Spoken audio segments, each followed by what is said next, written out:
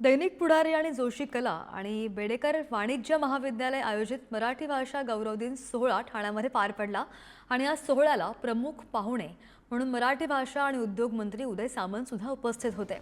हा सोहळा ठाणे महाविद्यालयाच्या पाणिनी सभागृहात पार पडला आणि या कार्यक्रमाच्या उद्घाटनाला सुलेखनकार पद्मश्री अच्युत पालव सुद्धा उपस्थित होते। या कार्यक्रमादरम्यान मराठी भाषा संवर्धकांचा सन्मान मंत्री उदय सामंत यांच्या हस्ते करण्यात आला।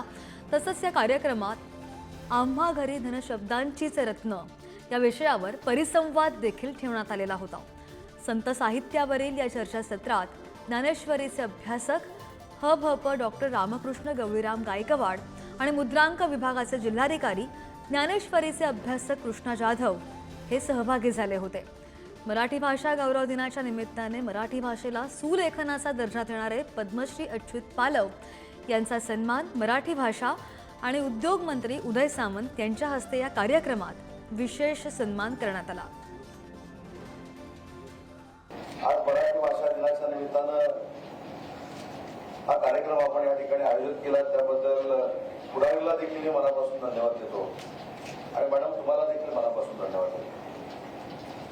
मला असं वाटतं की मराठी भाषा सुदृढ करण्याची आवश्यकता नाही।